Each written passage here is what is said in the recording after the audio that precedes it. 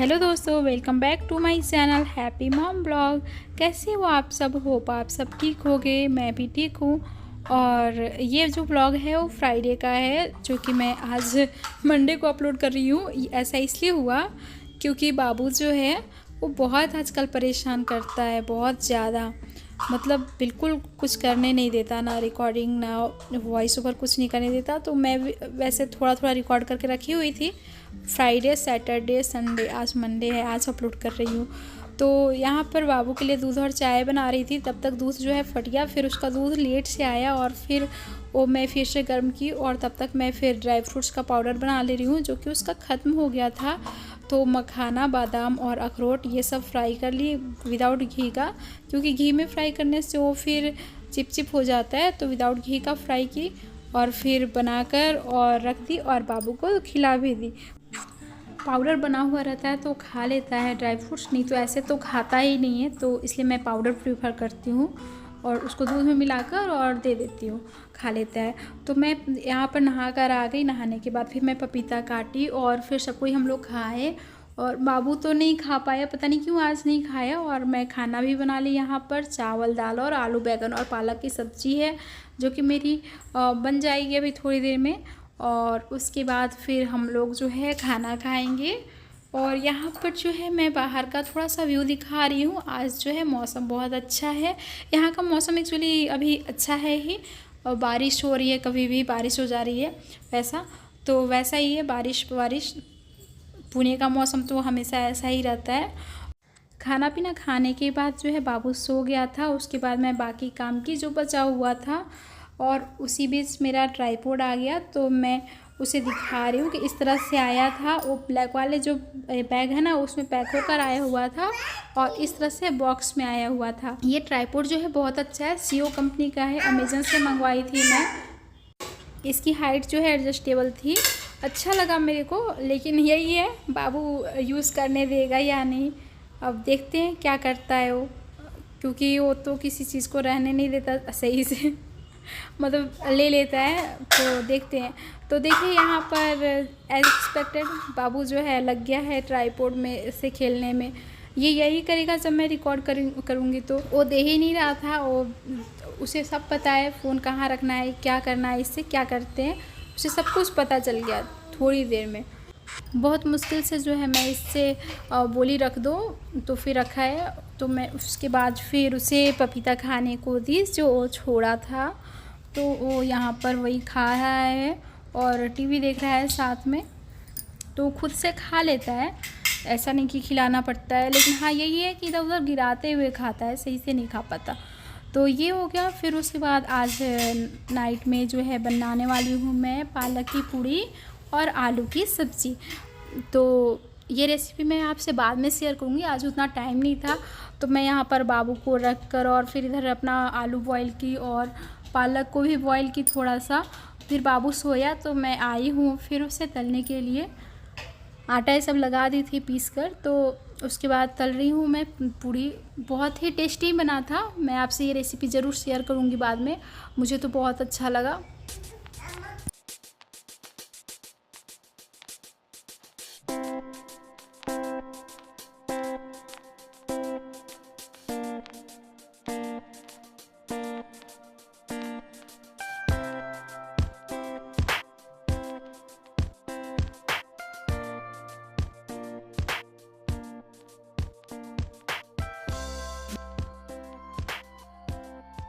फिर आता है सैटरडे मॉर्निंग का। सैटरडे मॉर्निंग हुई शुरुआत चाय के साथ में, और फिर मैं बनाई नाश्ता ये सब करके हम लोगों को जाना था बाहर।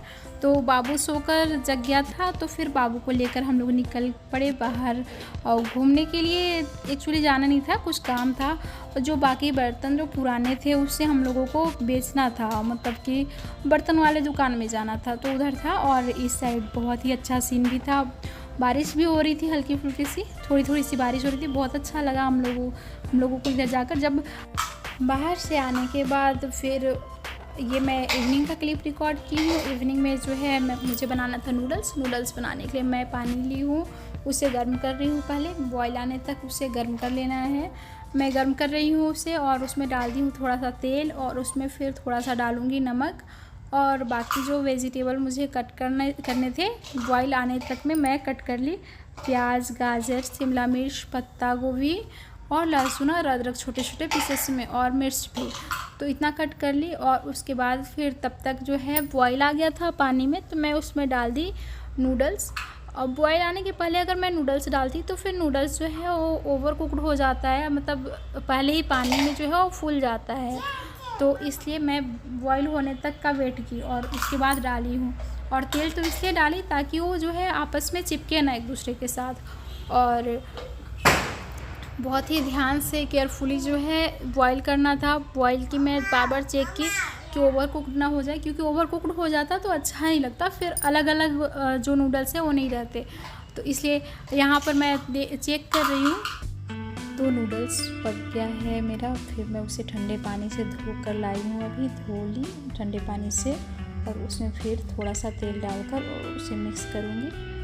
उसके बाद फिर उसे मिक्स करके रख दी, और उसके बाद कढ़ाई ली और उसमें तेल डाली हूँ, रिफ़ाइन ऑयल डाली हूँ। रिफ़ाइन ऑयल डालकर फिर वो गर्म हो गया जब, तब उसमें डाली हूँ लहसुन और अदरक जो कट की थी, और मिर्चा, ये सब कट करके थोड़ा सा फ्राई की एकदम हल्का सा, और फिर उसमें डालूँगी मैं प्याज। तो फिर प्याज को भी थोड़ा सा फ्राई करूँगी एकदम थोड़ा सा, और फिर उसमें मैं डालूँगी गाजर, और फिर बाकी जो भी सब्ज़ी काटी थी, मतलब शिमला मिर्च और पत्ता गोभी, ये सब डालकर और थोड़ी देर के लिए मैं करूँगी उसे फ्राई।